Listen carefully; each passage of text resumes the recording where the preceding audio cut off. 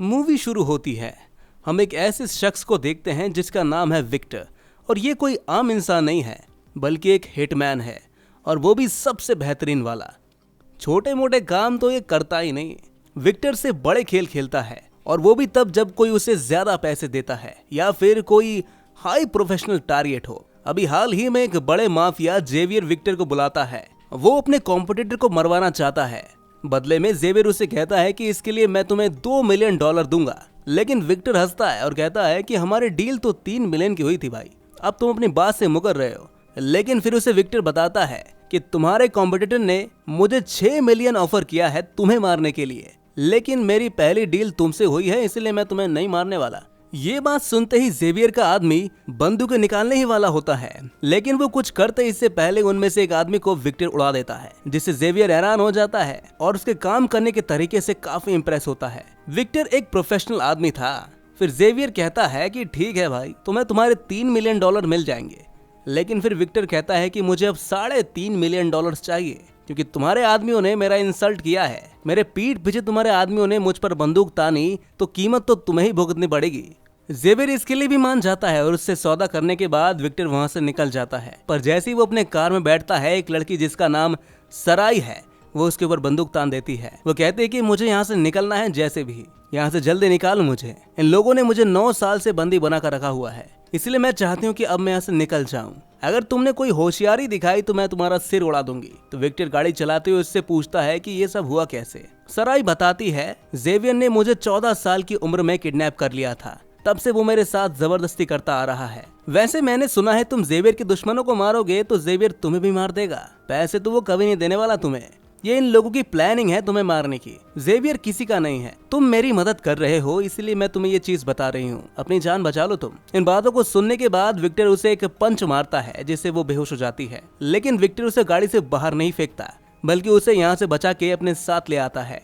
इधर हम जेवियर की बहन इज़ाइल को देखते हैं। वो सराई को ढूंढ रही थी, लेकिन सराई उसे कहीं नहीं मिल रही। इज़ाइल समझ जाती कि सराई भाग चुकी है, और फिर लोग सोचते हैं कि यहाँ से भागना तो नामुमकिन है, और पिछले कुछ दिनों में सिर्फ विक्टर यहाँ पर आया था, और अगर सराई भागी है तो वो विक्टर के साथ भागी होगी। जिसके बाद सारे लोग विक्टर के घर पहुंच जाते हैं। उधर सराई को होश आता है तो वो एक बाथटब में होती है। विक्टर आकर उसे कहता है कि इज़ाइल के लोग आ चुके हैं यहाँ पर, तुम अंदर रहना, आवाज मत करना तुम। इतना कहकर विक्टर बाहर निकलता है तो इज़ाइल अपने आदमियों के साथ खड़ी होती है। वो विक्टर से कहते हैं कि सराई को हमें सौंप दो। विक्टर से समझाते हुए कहता है कि शांत हो जाओ, चुपचाप यहाँ बैठ जाओ, और अपने आदमियों से कहो कि हथियार फेंक दे। मेरे घर में कोई हथियार का इस्तेमाल नहीं कर सकता। लेकिन इज़ाइल के आदमी उसकी बात नहीं मानते, जिससे विक्टर को गुस्सा आता है और वो अपनी बंदूक निकाल कर सभी को मार डालता है। फिर वो इज़ाइल से पूछता है कि जेवियर ने मुझे सच में हायर किया था, ये सब कुछ खेल था। ये सब सुनकर इज़ाइल कहती है, ये सारा खेल सिर्फ जेवियर जानता है, मुझे इसके बारे में कुछ नहीं पता। अगर तुम्हें लड़कियां चाहिए तो मैं तुम्हें बहुत सारी लड़कियां दे सकता हूँ, लेकिन सराई को मेरे साथ जाने दो। ये सुनने के बाद विक्टर का पारा चढ़ जाता है, क्योंकि इतना कुछ कहने के बाद भी इज़ाइल उसकी एक नहीं सुनती।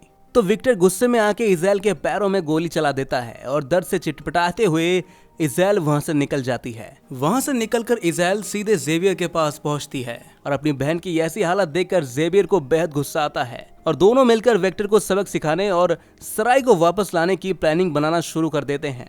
इसके लिए जेवियर एक खतरनाक चाल चलता है, और वो सराई की एक दोस्त को किडनैप करके उसको बहुत टॉर्चर करता है, ताकि सराई मजबूर होकर यहाँ पर आ जाए। इसी बीच डाइनिंग में सराई नाश्ता कर रही होती है कि तभी विक्टर अचानक उसके सामने आकर उससे पूछता है, आखिर जेवियर तुम्हारे लिए इतना पागल क्यों है? उसके पास तो काफी लड़कियां हैं, फिर भी वो तुम्हें क्यों चाहता है?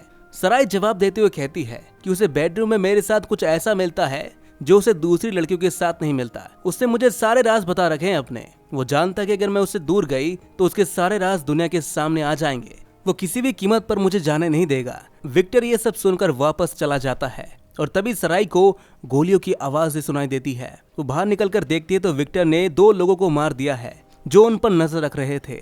फिर वो वहां के मालिक की गाड़ी चुरा लेता है और सराई को लेकर वहां से भाग जाता है। जिसके बाद वो अपने अपार्टमेंट में आते हैं, और फिर उन्हें एक वीडियो मिलता है जिसमें सराई की दोस्त को बुरी तरह से टॉर्चर किया जा रहा था। सराई के दोस्त की हालत बहुत खराब है। जेवियर सराई को धमकाते हुए कहता है, अगर तुम जल्दी नहीं आई तो मैं तुम्हारे दोस्त को मार दूंगा। तभी जेवियर विक्टर को कॉल करता है और एक जगह के बारे में बताता है, और कहता है कि अगर तुम उस लड़की को जिंदा देखना चाहते हो तो सराई को मेरे पास लेकर आओ, वरना हम उसके दोस्त को मार देंगे। सराई ये सुनकर बहुत डर जाती है और विक्टर से कहती है मुझे जेवियर के पास वापस जाना होगा, मैं अपने दोस्त को नहीं खो सकती, जिससे मजबूरन विक्टर को उसकी बात माननी पड़ती है। लेकिन जाने से पहले वो अपने दोस्त निकोलस से मिलता है और उसको सारी बात बताता है और साथ में वो निकोलस की मदद भी मांगता है, तो वो उनके साथ जाने के लिए तैयार भी हो जाता है।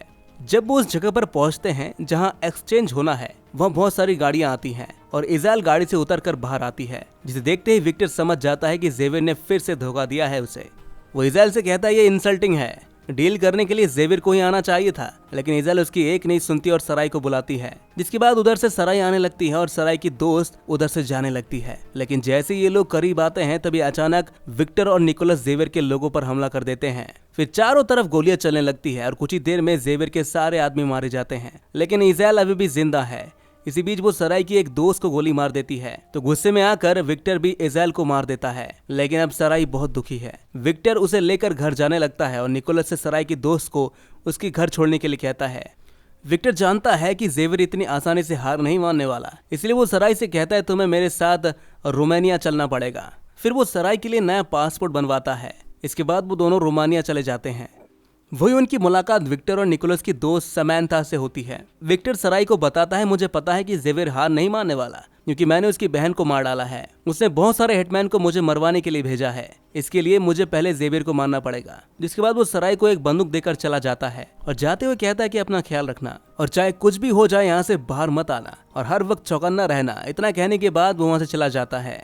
वो जानता है कि जेवियर से उसकी मुलाकात यहीं पर होगी। वहीं अब दूसरी तरफ सराय समंथा से विक्टर के बारे में पूछती है। समंथा उसे बताती है कि विक्टर और निकोलस अनाथ हैं और उनको एक पादरी ने पाला था। वो पादरी हिटमैन की ट्रेनिंग देता था। विक्टर और निकोलस बचपन से हिटमैन बनने की ट्रेनिंग ले रहे थे। इन दोनों को तालीम दिया गया लोगों को मारने का, और जैसे जैसे ये दोनों बड़े हुए सबको ये बात पता लग गई कि उनकी कम्युनिटी के लोग इतने बेहतरीन हिटमैन्स हैं। तब से ये लोग यहीं पर काम कर रहे हैं, क्योंकि इन कामों में ये दोनों माहिर हैं। अब इन दोनों की बात चली रही होती है कि तभी अचानक उन्हें गोलियों की आवाज़ सुनाई देती है, जिसे सराय समझ जाती है कि जेवियर यहाँ पर आ चुका है।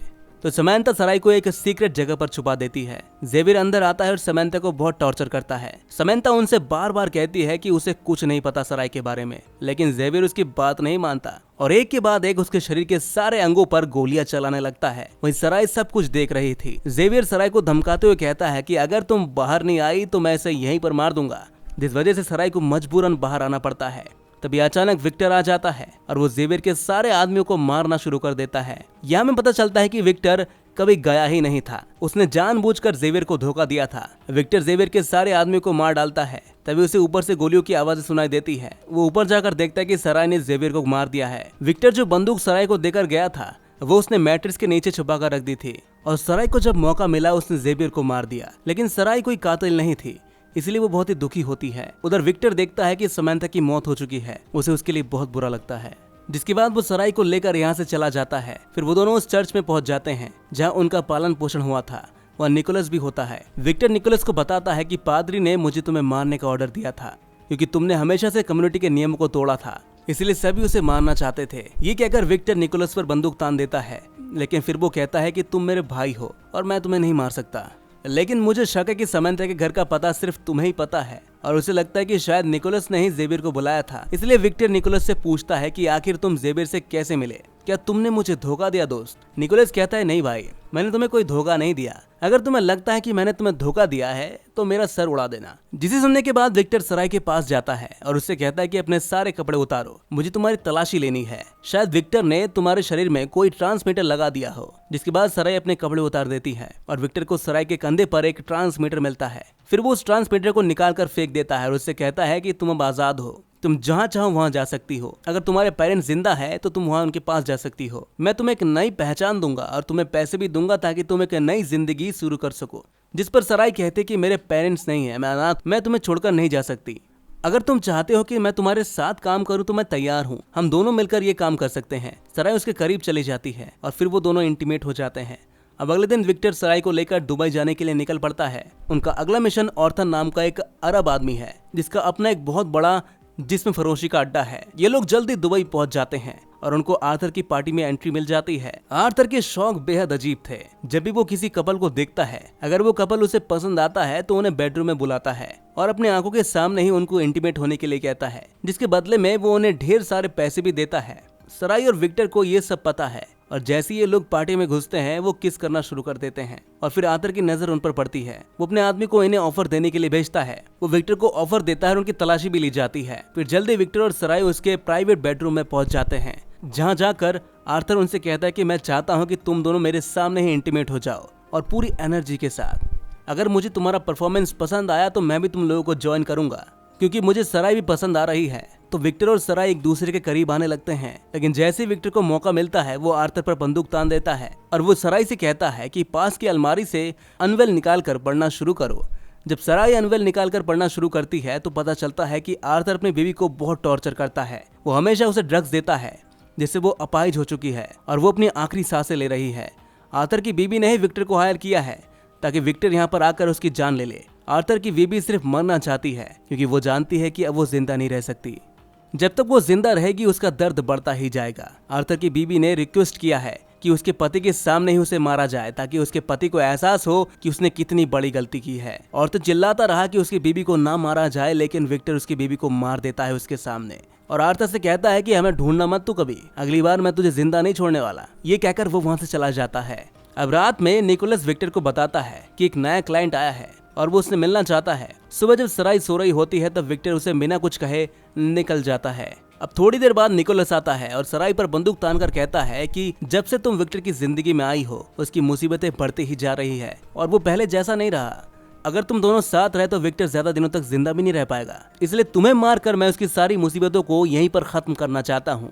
जैसे ही निकोलस गोली चलाता है तभी विक्टर आ जाता है और निकोलस से लड़ने लगता है। काफी देर तक लड़ाई होती है, लेकिन अंत में विक्टर उस पर भारी पड़ता है और वो निकोलस पर बंदूक तान देता है, लेकिन सराय उसे रोक देती है और कहती है कि तुम दोनों बचपन के दोस्त हो, मेरी वजह से अपने दोस्ती मत खत्म करो। तभी विक्टर देखता है कि सराय को गोली लगी है, जिसके बाद विक्टर सराय को हॉस्पिटल ले जाता है। जब सराय होश में आती है तो अपने सामने विक्टर को देखती है। वो विक्टर से कहता है कि मेरा काम ऐसा है जिससे हर रोज मौत का खतरा होता है। अगर तुम मेरे साथ रही तो तुम्हारी मुसीबतें ऐसे ही बढ़ती जाएगी। तुमने बचपन से ही बहुत सारी तकलीफों को झेला है। मैं नहीं चाहता कि मेरे साथ रहकर तुम उन तकलीफों के साथ डील करो। मैं तुमसे प्यार करता हूँ और हमेशा करता रहूंगा, लेकिन आज के बाद से हम दोनों के रास्ते अलग हैं। हम दोनों कभी एक दूसरे के सामने नहीं आने वाले। इतना कहने के बाद विक्टर यहाँ से चला जाता है और ऐसे ही समय बीतने लगा। ये दोनों एक दूसरे से काफी समय से नहीं मिले थे। वो अपने अपने तरीके से जिंदगी जीना शुरू कर देते हैं और सराय भी एक हिटमैन बन चुकी थी। धीरे धीरे वो बेहतर बनती जा रही थी। तब कई सालों बाद एक मिशन के दौरान ये दोनों दोबारा से फिर से मिलते हैं और इसी के साथ ये मूवी यहीं पर खत्म हो जाती है। तो दोस्तों, कैसी लगी आपको एक कहानी कमेंट में जरूर बताइएगा और ऐसी मूवी एक्सप्लेनेशन देखने के लिए द एक्सप्लेन्ड स्क्रीन को सब्सक्राइब जरूर कर लीजिएगा।